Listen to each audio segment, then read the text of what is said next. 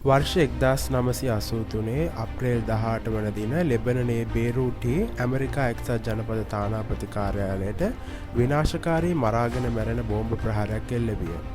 මෙම ප්‍රහාරයෙන් ඇමරිකානුවන් 17 දෙනෙකු ඇතුළුව 63 දෙනෙකු ජීවිතක්ෂයට පත් විය.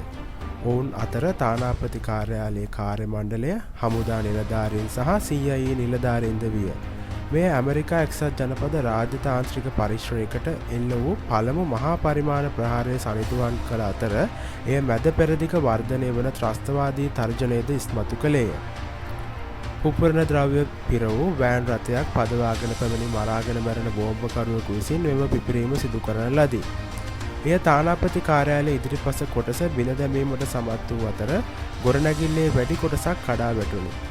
පසුව පැවති විමර්ශනවලින් හෙළි වූයේ මෙම ප්‍රහාරය ඉරානයේ සහාය ලබන හිස්බුල්ලා සංවිධානය විසින් සිදු කළ එකක් බවයි.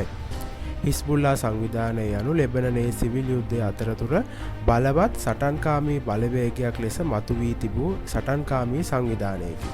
මෙම බෝම්බ ප්‍රහාරය ඇමරිකා එක්සත් ජනපදය සහ ජාත්‍යන්තර ප්‍රජාව තුළ දැඩි කම්පනයක් ඇති කළේය. එය එම කලාපයේ ඇමරිකා එක්සත් ජනපද විදේශ ප්‍රතිපත්තිය සහ ලෝපුරා ඇමරිකානු රාජ්‍යතාන්ත්‍රික දූත මණ්ඩලවල ආරක්ෂාව පිළිබඳව නැවත තක්සේරුවක් සිදු කිරීමට පෙළඹවීය.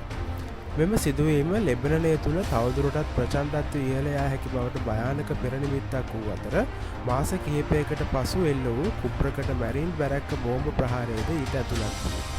දශක 4කට වැඩි කාලයකට පසුව වර්ෂ 1983 සිදු වූ බේරූට් තානාපති කාර්යාල බෝම්බ ප්‍රහාරය රාජ්‍ය නෝන ක්‍රියාකාරීන්ට ගෝලීය දේශපාලනය පිළිබඳව ඓතිහාසික පාඩමක් ලෙස පවතී. එය මැද පෙරදිග ගැටුම්, රාජ්‍යතාන්ත්‍රික භාවය සහ ඇමරිකා එක්සත් ජනපද මැදිහත් වීමේ ස්වභාවයේ නව යුගයක් සනිටුවන් කළේය. ස්තුතියි.